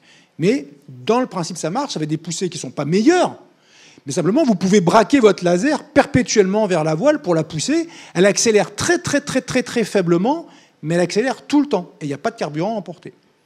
Alors, ça pose plein de questions, parce qu'une fois que vous avez poussé la voile, comment vous l'arrêtez ? Je livre ça à votre sagacité, il y a des solutions. Parce qu'évidemment, il n'y a pas le laser de l'autre côté qui la freine. Parce que si la voile s'avance vers vous, vous l'éclairez, ça va la ralentir. Parce que vous l'éclairez contre son mouvement. Mais il n'y a pas le laser de l'autre côté, donc comment vous faites pour freiner ? Je livre ça à votre sagacité, ça a été résolu, il y a des situations.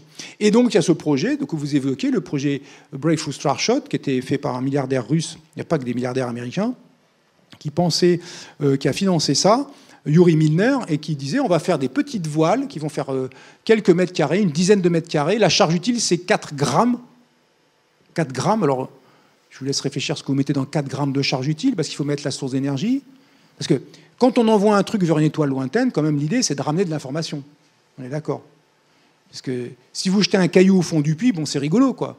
Mais si vous voulez savoir ce qu'il y a au fond du puits, c'est pas un caillou qu'il faut jeter, c'est un machin qui descend au fond, qui donne de l'information et qui la remonte, une caméra, avec je sais pas, de la lumière, avec un câble électrique qui vous renvoie l'information. Enfin, Donc envoyer un truc sans avoir d'information de retour, genre je suis arrivé, on s'en fout complètement. Donc il faut envoyer un truc de 4 grammes qui aura la source d'énergie, les moyens de télécom, l'antenne radio, l'iPhone, enfin le machin qui fait la photo, quoi que ce soit. Parce que c'est pas très grave que ce soit pas beaucoup. Vous envoyez un iPhone en orbite autour d'Alpha du Centaure et vous faites des photos, c'est une remarquable réalisation scientifique, même si c'est un appareil très fruste, enfin qui se trouve couramment, parce qu'on n'a jamais fait cette photo et donc elle est extraordinaire parce que c'est la première fois qu'on l'aura faite, même si c'est avec un appareil fruste.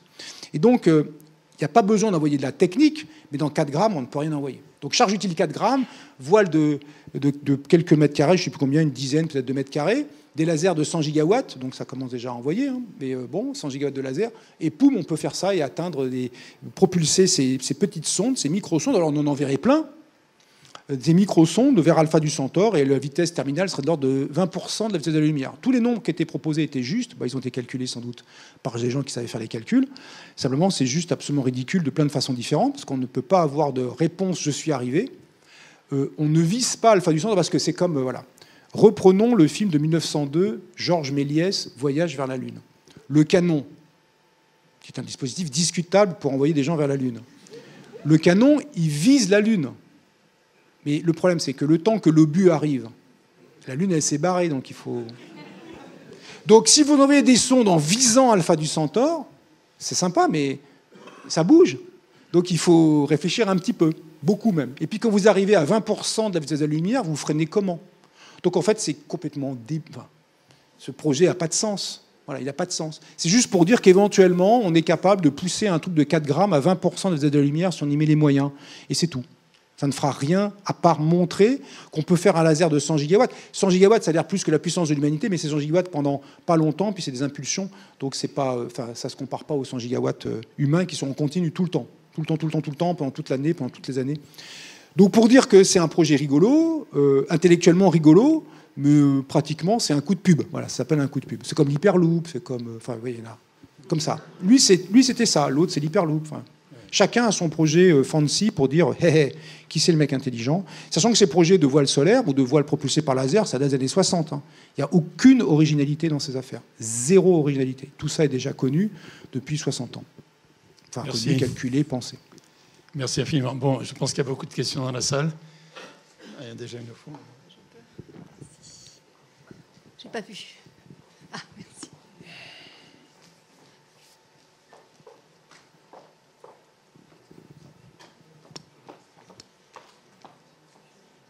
C'est ça, hein. Voilà.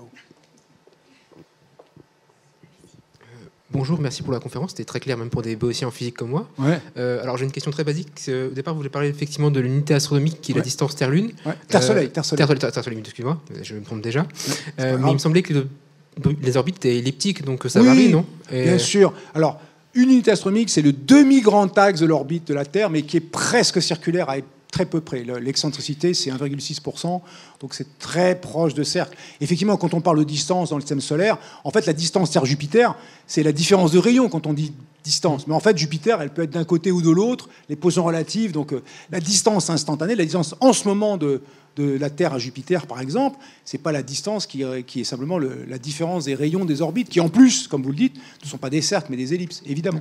Mais c'est pour faire rond et pour donner des valeurs. La distance Terre-Soleil dépend du temps, et le moment où la Terre dépend de la période de l'année, du jour de l'année, et le moment où la Terre est au plus proche du Soleil, 4 janvier, exactement, et elle est au plus loin du Soleil, 6 mois plus tard, 4 juillet. D'accord, donc la distance Terre-Soleil varie un petit peu, bien sûr, mais une unité astronomique, c'est pour dire, soit on dit la distance moyenne, ce qui est une façon de s'en sortir, soit c'est strictement le demi-grand axe de l'ellipse que suit l'orbite de la Terre, de l'orbite terrestre. Okay. Merci. Et juste, est-ce que vous allez encore avoir des films de science-fiction sans les décortiquer ? Sur ? Sans les décortiquer. Est-ce que vous allez encore avoir des films de science-fiction sans les décortiquer ? Ah non, jamais. Quand je regarde un, je les regarde comme vous, mais j'ai toujours un bout de cerveau qui tourne en disant ça a l'air pas mal, ça. Et après, je le regarde et je mets 8 heures pour le regarder en décortiquant toutes les scènes que je trouve amusantes. Voilà. Et quand j'en fais une conférence, c'est qu'il y a tellement de trucs à dire que je peux en faire une conférence. Donc dans Seul sur Mars, il y a plein de films où on peut dire plein de choses. Avatar sur le vaisseau, rien que ça, je peux faire 3 heures en continu, quoi. Et je peux le faire au niveau grand public, et je peux le faire au niveau étudiant en école d'ingénieur. On fait les calculs vraiment, on rentre dans l'art et on comprend tout, quoi. On décortique tout. Mais par exemple, là, vous voyez là, question, là. Regardez la forme, là, ça vous rappelle rien? Bon, vous êtes à Toulouse, vous, évidemment, donc vous n'êtes pas dans la ville lumière, mais quand même, quoi. Ça rappelle la Tour Eiffel. Bon, ben, c'est quand même curieux. Pourquoi? Ce truc-là, c'est quoi? C'est un miroir. Ouais. Pourquoi? Voilà, il y a plein de questions comme ça, et ce vaisseau, chaque élément a une fonction, et il y a une raison derrière toutes les choses qu'on voit dans ce vaisseau. On peut vraiment y passer 3 heures. Et à tout niveau, hein, grand public, bon là on fait moins de calculs, et plus dense si on veut. Monsieur. S'il vous plaît, juste pour paraître intéressant, vous n'avez pas parlé de l'expansion de l'univers. Ah non. Dans votre calcul, dans votre équation, il manque ce paramètre. Alors, l'exploration de l'univers. Merci, oui. Alors, non, pas l'exploration, l'expansion. L'expansion. Ah oui, j'en parle pas. Alors oui, effectivement, on pourrait... Alors, ça serait dans l'idée que si votre voyage dure des millions d'années pour atteindre la galaxie la plus proche, on n'est pas en train de faire entre les étoiles, donc vous imaginez les durées de voyage, ah ben la galaxie, elle se barre.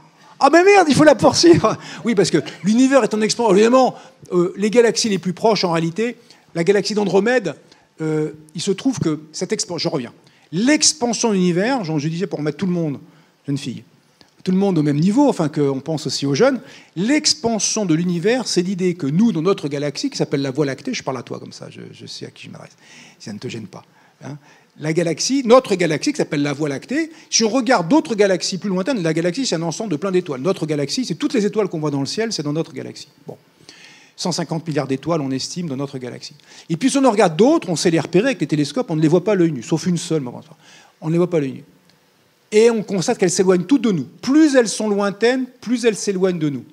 Donc c'est ça l'expansion de l'univers. C'est l'idée que des objets, ces galaxies, plus on les voit lointaines, plus elles s'éloignent vite de nous. Tout le temps. Comme si tout le monde nous fuyait, comme si les galaxies lointaines nous fuyaient. C'est ça, l'expansion de l'univers. Donc si tu veux rattraper une de ces galaxies, tu cours après elle, littéralement. Elle s'éloigne, il faut la rattraper.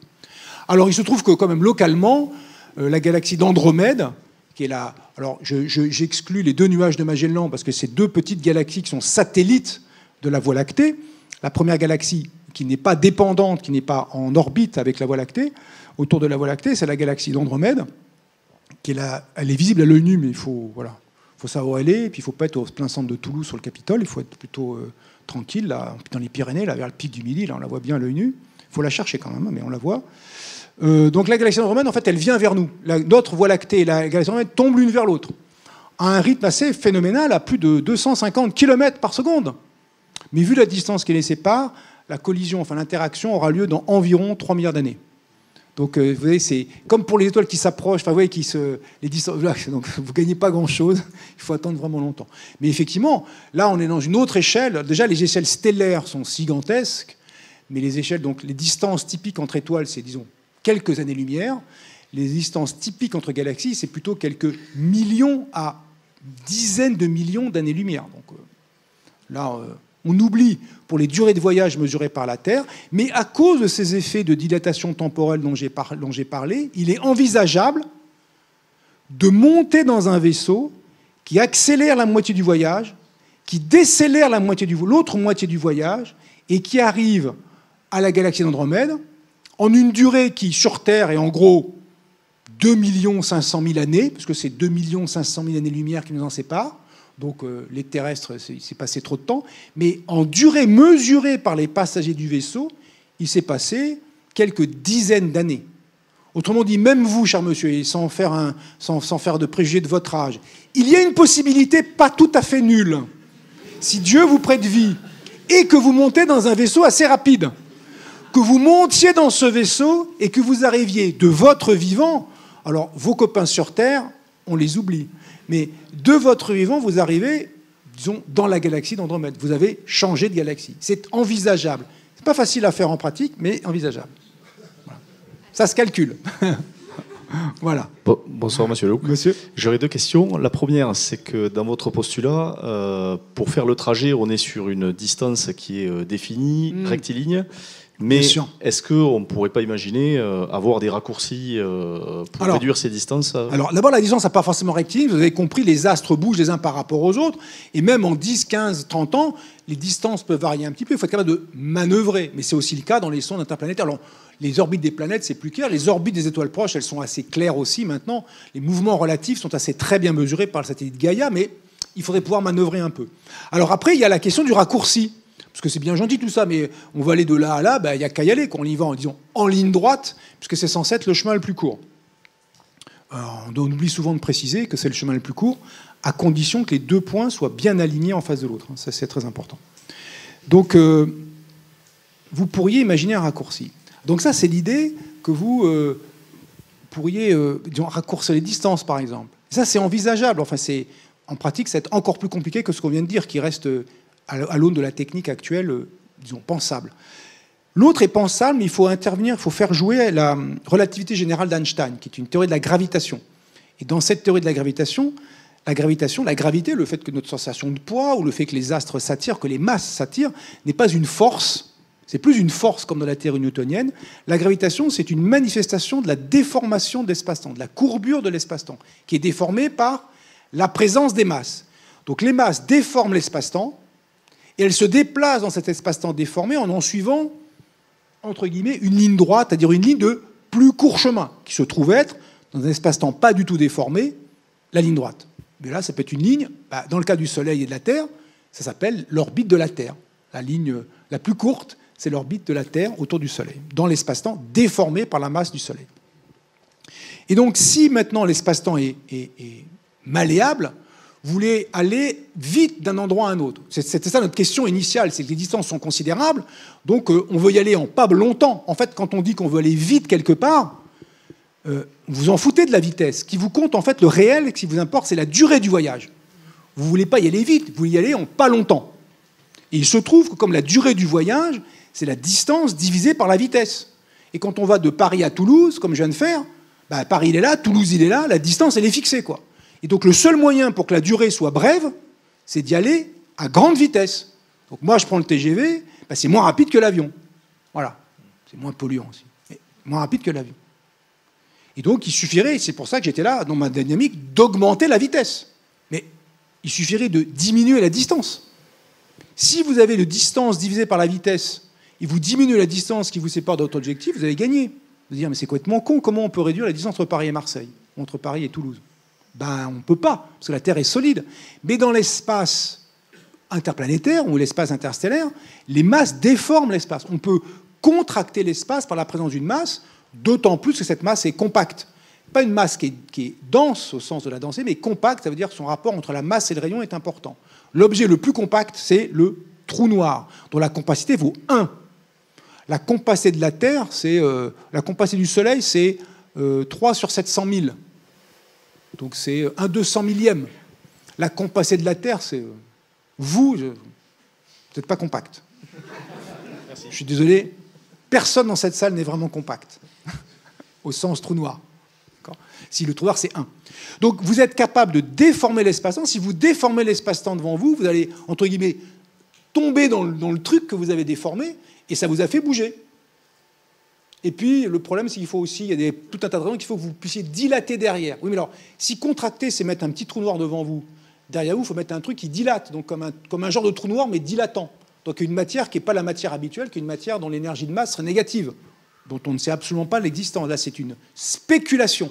Autant là, c'est une spéculation technique sur des faits scientifiques qu'on maîtrise, autant là, c'est une spéculation théorique sur un objet, sur un type de matière dont on ne sait même pas s'il existe, qui est cette hypothétique qui dilaterait derrière vous et contracterait devant.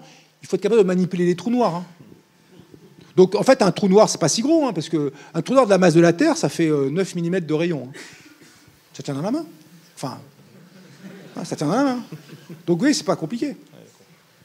Et ça, si vous avez ça, alors vous pouvez fabriquer, alors ça s'appelle warp drive en anglais, parce qu'ils reprennent le mot de Star Trek. Warp drive, on appelle ça une propulsion métrique, vous vous déplacez en déformant la géométrie. Ce serait un peu l'équivalent de, je vais aller à Toulouse, je prends Toulouse, je tire Toulouse, que tout est élastique, je tire Toulouse, je fais un pas, et je lâche Toulouse, et je suis arrivé. Et je me suis déplacé à vitesse normale, mais j'ai raccourci les distances par un procédé à discuter, mais pas aussi simple que tirer dessus, mais voilà. Donc c'est ça un peu l'idée, cette idée qu'on pourrait déformer l'espace-temps, une manière de raccourci, c'est pas de raccourci, mais par déformation. L'autre moyen, c'est de trouver un autre chemin spatial. Là, il n'y en a qu'un seul, mais il y a peut-être, si ça se trouve, il y a un trou, j'ouvre, et hop, là, je ressors de l'autre côté avec un chemin qui est plus court, parce que je ne le vois pas, Ça s'appelle les trous de verre. Voilà. Ça, c'est une autre possibilité qui est compatible avec la relativité générale, mais pareil, les trous de verre traversables, où vous traversez sans mourir par être déchiré par les forces de marée, il faut faire intervenir la même type de matière dont je viens de parler, dont l'énergie de masse est négative, et dont on ne sait même pas si elle existe, dont on n'a aucune trace d'évidence de rien du tout. Et ces trous de verre, on les a dans Interstellar, par exemple. C'est ce qui permet, dans Interstellar, aux humains, ils en trouvent un qui traîne là, autour de Saturne, ils rentrent dedans, et hop, là, ils sont de l'autre côté. Bon, voilà. OK. Là, c'est le Deus ex machina, vous voyez. Oui. Bonsoir, merci pour votre présentation. Alors, comme on n'a pas eu du tout d'expansion de l'univers, j'ai vu qu'il y avait une certaine énigme en ce moment à ce propos, c'est-à-dire, bon, usuellement, on le mesure en kilomètres par seconde par mégaparsec, mais on a des mesures différentes selon les outils qu'on utilise. Alors, est-ce qu'on a avancé un peu sur cette énigme Non, c'est pas tellement une énigme, c'est le fait qu'on fait des mesures plus précises avec des natures différentes et que... il semble qu'il y a un écart qui persiste. C'est arrivé plusieurs fois dans l'histoire de la cosmologie. À chaque fois, ça a été résolu parce qu'on a mieux compris, on a mieux modélisé, on a mieux mesuré, on a compris aussi des sources d'erreurs dans les mesures. Et là, pour l'instant, il y a cet écart qui persiste. Ça veut juste dire qu'on n'a rien compris. D'une certaine façon, il y a quelque chose qu'on n'a pas compris. C'est pas qu'on n'a rien compris. Il y a des choses à comprendre, à la fois dans les mesures, pour être certain qu'on ne se trompe pas, et de l'autre côté, dans l'interprétation, dans le cadre théorique qui interprète ces mesures, et peut-être que les modèles qu'on appelle actuellement les modèles à Big Bang, peut-être qu'il faudra les faire évoluer. Pour l'instant, ça tire dans tous les sens. Il y a plein de possibilités, plein de discussions, d'effervescence autour de cette question. Elle est très excitante, parce que quand il y a un problème, on sait, ça donne une direction. Je prends une analogie avec la physique des particules, où à la fois il y a eu un énorme succès, et en même temps un peu une désolation d'une certaine façon. Désolation, c'est peut-être un mot fort, mais c'est quand même un peu l'idée. Quand on a découvert le boson de Higgs en 2012, qui avait été prévu 50 ans avant, quelque chose comme ça, par Higgs, Englert et Brout, 3 physiciens qui avaient imaginé cette particule hypothétique. Alors, on la découvre. Donc, ça valide le modèle, puisque le modèle prédit cette particule, on fait l'expérience, elle est là. Ouais, super. Et après, on fait quoi ? C'est où la direction où ça merde ? C'est où les emmerdements ? Ça marche. Oui, mais on veut des emmerdements. Oui, mais ça marche. Oui, mais comment on sait on va là ou là ou là ? Parce qu'on va là quand il y a un truc intéressant, qu'il y a un écart entre ce qu'on mesure et ce qu'on calcule, un truc qu'on ne comprend pas. Et donc, d'une certaine façon, ça prouve bien que la cosmologie est encore une science jeune en dépit de son siècle d'existence, son petit siècle d'existence. C'est une science encore jeune, mais elle a une direction. Là, il y a un problème qui se pose pour l'instant à cette question-là. Ça veut dire qu'il faut refaire des mesures, valider les anciennes mesures, comprendre qu'on ne s'est pas trompé, et puis... tout le cadre interprétatif doit être éventuellement remis à jour, d'une certaine façon, modifié, pour essayer de rendre compatibles toutes ces mesures entre elles. On n'a peut-être rien compris, peut-être qu'on fait des hypothèses fausses, peut-être qu'on s'est trompé d'une façon ou d'une autre quelque part. C'est l'indice qu'il y a du boulot. Voilà, c'est juste ça. Il ne faut pas s'inquiéter avec ça, il faut dire « ouais, ça y est, on est foutu ». Non, calmos. Il y a du boulot. Ça tombe bien. On cherche des astrophysiciens, mais il n'y a pas de poste, donc c'est pas... Merci. Donc voilà, donc au contraire, c'est une situation assez excitante intellectuellement, même si on peut dire, on n'a pas compris. Oui, mais c'est pas grave. C'est justement ça un peu la recherche. C'est là où on n'a pas compris que ça devient intéressant. Les trucs qu'on a tout compris, c'est bon, on a compris quoi. Après, on le vend. Ça se vend sur étagère quoi. Les avions, on a compris. Voilà. Donc c'est pas que c'est pas intéressant les avions, mais on a compris. Par contre, la propulsion métrique, on n'a rien compris. Donc là, en même temps, on ne sait pas le faire. Donc du coup, c'est pas très intéressant pour l'industrie non plus. Merci, M. Lehoucq. Merci encore. Merci à vous. Merci de votre présence et de vos questions. Merci beaucoup.